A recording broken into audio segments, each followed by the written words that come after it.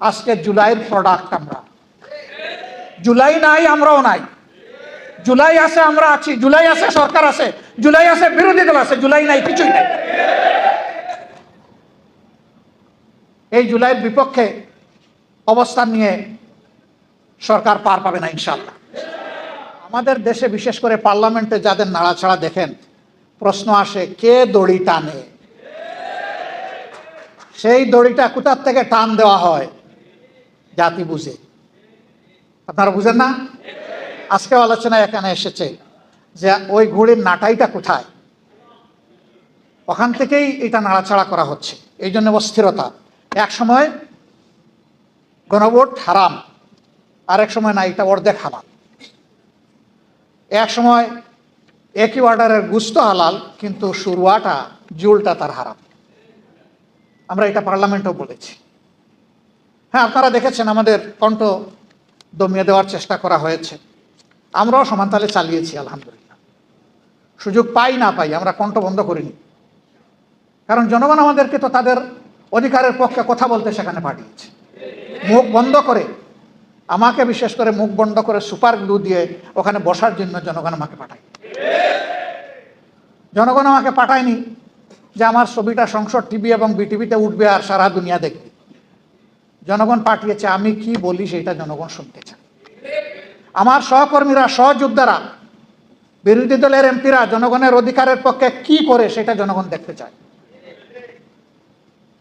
আমরা আপনাদেরকে কথা দিচ্ছি, আমরা সংসদে যাওয়ার আগেই বলেছি এই সংসদের বিভিন্ন ধরনের সুবিধা নেওয়ার জন্য আমরা এখানে যাচ্ছি না।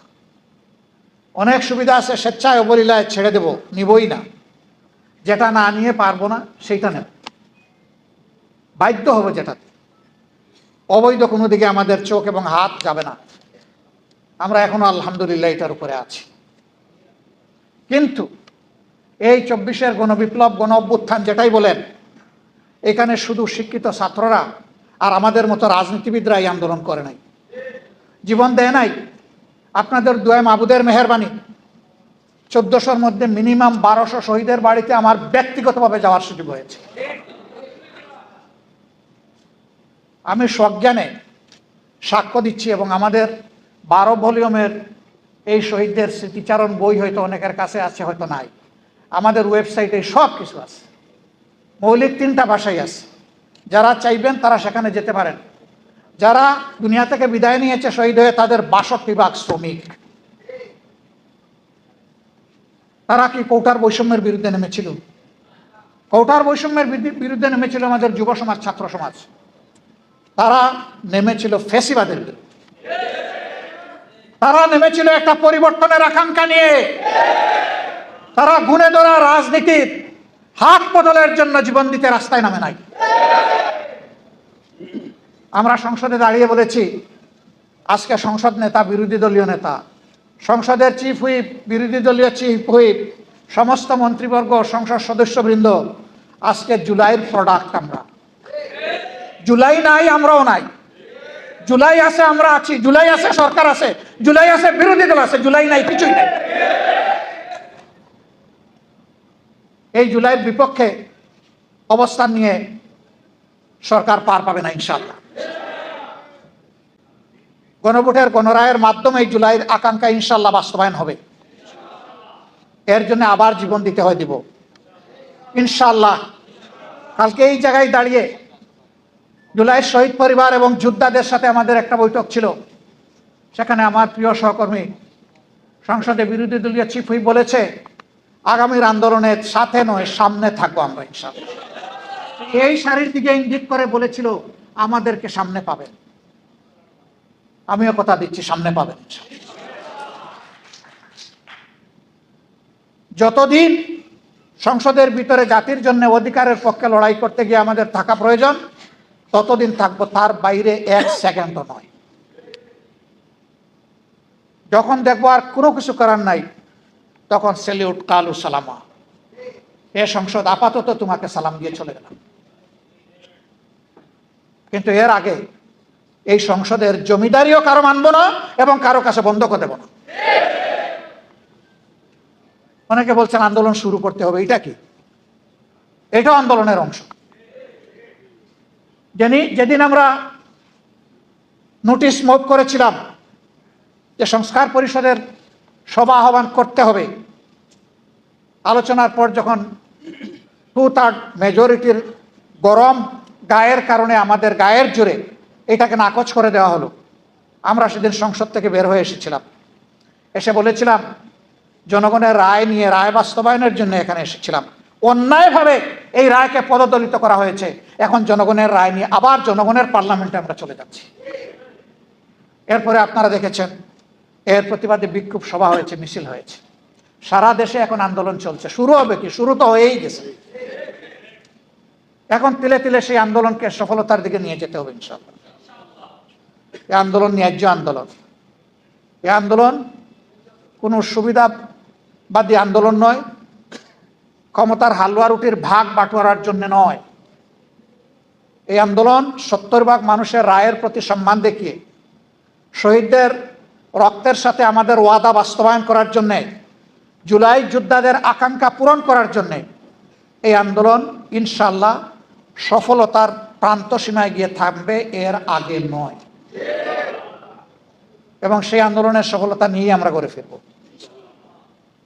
আপনারা শুধু পাশে থাকবেন।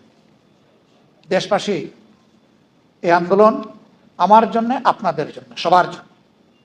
আমরা আমাদের সন্তানদেরকে কারো গোলাম বানাতে চাই না, এবং কারো পারিবারিক রাজতন্ত্র বাংলাদেশে চলবে জাতির উপর ফ্যাসিজম হিসাবে, তাও আমরা বরদাস্ত করব না।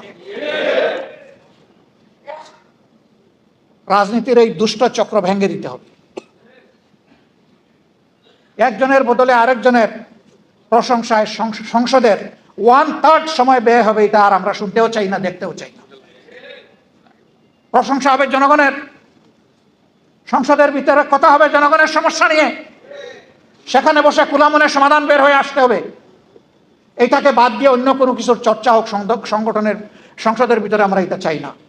কিন্তু আমরা ফেসিবাদের কালো ছায়া এখন সংসদে দেখতে পাচ্ছি। আগে ওই সংসদে দাঁড়িয়েই আজকে যারা সরকারি দলের গ্যালারিতে বসেছেন তাদেরকে তুচ্ছ তাচ্ছিল্য করে যেভাবে কথা বলা হতো, আজকে 2-1 জন আমাদেরকে লক্ষ্য করে সেই রকম কথা বলা শুরু করেছেন। আমরা তাদেরকে বলি জিহ্বা সংযত করুন। এই মনোভাব এবং আচরণ দেখাবেন না। জুলাই যুদ্ধের মধ্য দিয়ে যেই প্রজন্ম, যেই দেশ গড়ে উঠেছে, এই দেশ কারো চক্রাঙ্গানির পরোয়া করে না। অতীতে যারা এই আচরণ করেছে তাদের পরিণতি চোখের সামনেই দেখতে পাচ্ছেন। মনে রাখবেন, অপকর্ম করলে আগেরটার চাইতে পরের পরিণতি আরো ভয়ঙ্কর হয়। সে পথেই তো আসছেন।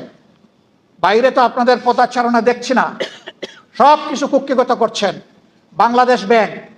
বাংলাদেশ ব্যাংকে অভ্যুত্থান করার পরে এখন দেশের সবচেয়ে বড় ব্যাংক, এখন ইসলামী ব্যাংকে আবার নতুন করে অভ্যুত্থান শুরু হয়েছে।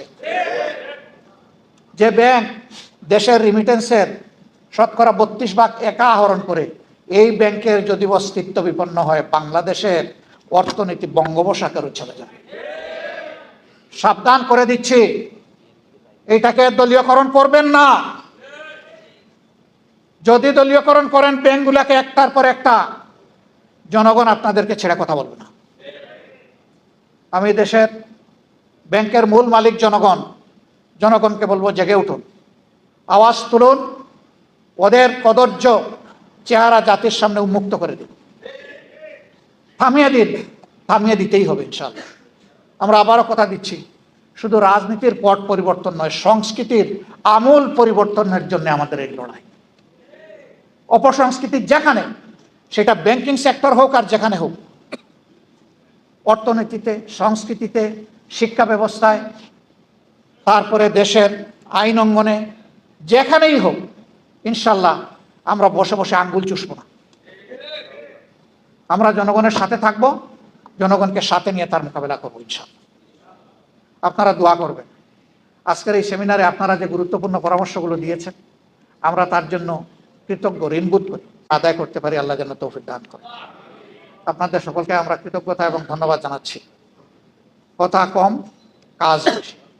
কাজ শুরু হয়ে গেল, সফলতা নিয়ে গড়ে ফিরবো ইনশাআল্লাহ। আসসালামু আলাইকুম রহমতুল্লাহ।